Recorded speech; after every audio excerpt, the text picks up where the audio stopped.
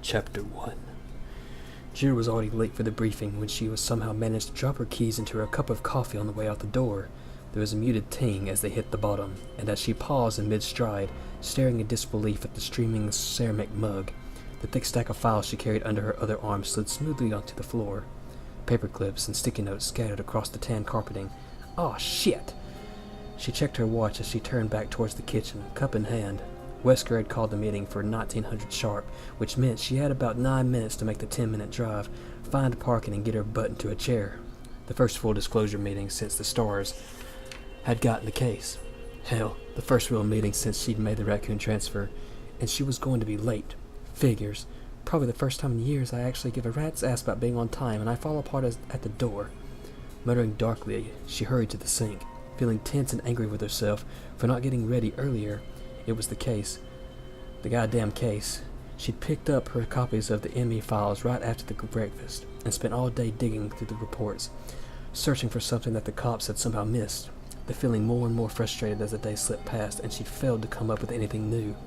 She dumped the mug and scooped up the warm, wet keys, wiping them against her jeans as she hurried back to the front door. She crouched down to get at the files and stopped, staring down at the glossy color photo that had ended up on top. "Oh, girls." She picked it up slowly, knowing that she didn't have time and yet unable to look away from the tiny, blood-spattered faces. She felt the knots of tension that had been building all day intensify, and for a moment it was all she could do, breathe, as she stared at the crime scene photo. Becky and Priscilla McGee, ages 9 and 7. She flipped past it earlier, telling herself that there was nothing there she needed to see. But it isn't true, is it? You can keep pretending, or you can admit it. Everything's different now. It's different. It's been different since the day they died. When she first moved to Raccoon, she'd been under a lot of stress, feeling uncertain about the transfer, not even if she wanted to stay with the stars. She was good at the job, but had only taken it because of Dick. After the indictment, he started to pressure her into getting another line of work. It had taken a while, but her father was persistent, telling her again and again that one Valentine in jail was one too many, even admitting that he was wrong to raise her the way he had. With her training and background, there weren't a whole lot of options, but the stars, at least, appreciated her skills and didn't care how she came by them. The pay was decent. There was an element of risk she'd grown to enjoy. In retrospect, the career change had been surprisingly easy. It made Dick happy and gave her the opportunity to see how the other half lived. Still, the move had been harder on her than she realized. For the first time since Dick had gone inside, she'd felt truly alone, and working for the law had started to seem like a joke. The daughter of Dick Valentine, working for truth, justice, and the American way. A promotion to the Alphas, a nice little house in the suburbs. It was crazy, and she'd be getting serious thought to just blowing out of town, giving the whole thing up, and going back to what she'd been before.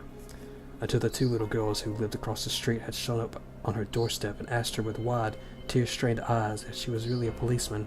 The parents were at work, and they couldn't find their dog. Becky in her green school dress, little Pris in her overalls, both of them sniffling and shy. The pup had been wandering through a garden only a few blocks away, no sweat, and she'd made 2 new friends as easy as that. The sisters had promptly adopted Jill, showing up after school to bring her scraggly bunches of flowers, playing in her yard on weekends, singing her endless songs they'd learned from movies and cartoons. It wasn't like the girls had miraculously changed her outlook or taken away her loneliness, but somehow her thoughts of leaving had been put on a back burner. Left alone for a while, for the first time in her 23 years, she started to feel like a part of the community she lived and worked in, the change so subtle and gradual that she hardly noticed. 6 weeks ago, Becky and Pris had wandered away from a family picnic in Victory Park and became the first 2 victims of the psychopaths that had since terrorized the isolated city. The photo trembled slightly in her hand, sparing her nothing. Becky lying on her back, staring blindly at the sky, a gaping, ragged hole in her belly. Pris was sprawled next to her, arms outstretched, chunks of flesh ripped savagely from the slender limbs. Both children had been eviscerated, dying of massive trauma before they bled out. If they'd screamed, no one had heard. Enough! They're gone, but you can finally do something about it. Jill fumbled the papers back into the corner, then stepped outside into the early evening, breathing deeply. The scent of freshly cut grass was heavy in the sun-warmed air. Somewhere down the street, a dog barked happily amidst the shouts of children. She hurried to the small, dented gray hatchback parked by the front walk, forcing herself not to look at the silent McGee house as she started the car and pulled away from the curb. Jill drove through the wide suburban streets of her neighborhood, window down, pushing the speed limit but careful to watch for kids and pets. There weren't many of either around. Since the trouble had started, more and more people were keeping their children and animals indoors. Even during the day, the little hatchback shuddered as she accelerated up the ramp to Highway 202. The warm, dry air whipping her long hair back from her face. It felt good, like waking up from a bad dream. She sped through the sun-dappled evening, the shadows of trees going long across the road. Whether it was fate or just the luck of the draw, her life had been touched by what was happening to Raccoon City. She couldn't keep pretending that she was just jaded ex-thief trying to stay out of jail, trying to toe the line to make her father happy, or that what the stars were about to do was just another job. It mattered. It mattered to her that those children were dead, and that the killers were still free to kill again. The victim files next to her fluttered slightly, the top of the photo caught by the wind, 9 restless spirits, perhaps, Becky and Priscilla McGee's among them. She rested her right hand on the ruffled sheath, stilling the gentle movement, and swore to herself that no matter what it took, she was going to find out who was responsible. Whatever she'd been before, whatever she would be in the future, she had changed, and wouldn't be able to rest until the murderers of the innocent had been held accountable for their actions. "Yo, Chris!" Chris turned away from the soda machine and saw Forrest Speyer striding down the empty hall towards him, a wide grin on his tanned, boyish face. Forrest was actually a few years older than Chris, but looked like a rebellious teenager. Long hair, studded jean jacket, a tattoo of a skull smoking a cigarette on his left shoulder. He was also an excellent mechanic, and one of the best shots Chris had ever seen in action. "Hey, Forrest, what's up?" Chris scooped up a can of club soda from the machine's dispenser and glared at his watch. He still had a couple of minutes before the meeting. He smiled tiredly as Forrest stopped in front of him, blue eyes sparkling. Forrest was carrying an armful of equipment: vest, utility belt, and shoulder pack. "Wesker gave Marini the go-ahead to start the search. Bravo team's going in." Even excited, Forrest's Alabama twang slowed his words to the stereotypical drawl.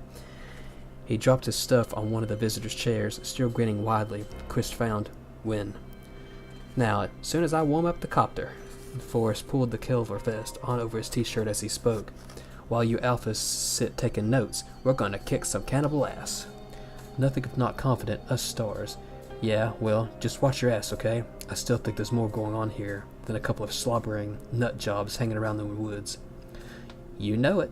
Forrest pushed his hair back and grabbed his utility belt, obviously already focused on the mission. Chris thought about saying more, but decided against it. For all of his bravado, Forrest was a professional. He didn't need to be told to be careful. "You sure about him, Chris? You think Billy was careful enough?" Sighing inwardly, Chris slapped Forrest's shoulder lightly and headed for Ops, through the doorway of the small upstairs waiting room, and down the hall. He was surprised that Wesker was sending the teams in separately, although it was standard for the less experienced stars to do the initial recon. This wasn't exactly a standard operation. The number of deaths they were dealing with alone was enough to call for a more aggressive offense. The fact that there were signs of organization to the murders should have brought it to A1 status, and Wesker was still treating it like some kind of a training run. Nobody else sees it. They didn't know Billy. Chris thought again about the late-night call he'd gotten last week from his childhood friend. He hadn't heard from Billy in a while, but knew that he had taken a research position with Umbrella, the pharmaceutical company that was the single biggest contributor to the economic prosperity of Raccoon City.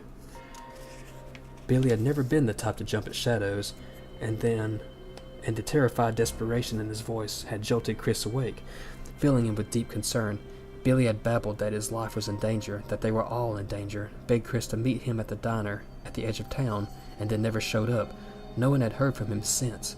Chris had run it over and over again in his mind during the sleepless nights since Billy's disappearance, trying to convince himself that there was no connection to the attacks on Raccoon, and yet was unable to shake his growing certainty that there were more going on than met the eye, and that Billy had known what it was.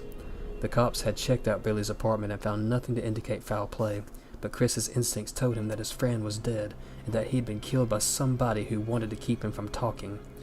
"And I seem to be the only one. Irons doesn't give a shit, and the team thinks I'm just torn up over the loss of an old friend." He pushed the thoughts aside as he turned the corner, his boot heels sending muted echoes through the arched second-floor corridor.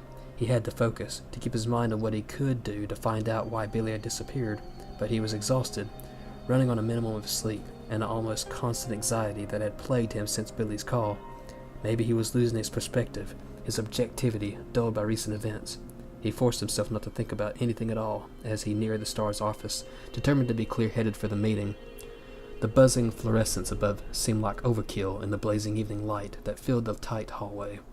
The Raccoon Police Building was a classic, if unconventional, piece of architecture. Lots of inlaid tile and heavy wood, but it had too many windows designed to catch the sun. When he'd been a kid, the building had been the Raccoon City Hall. With the population increase a decade back, it had been renovated as a library, and 4 years ago turned into a police station. It seemed like there was always some kind of construction going on.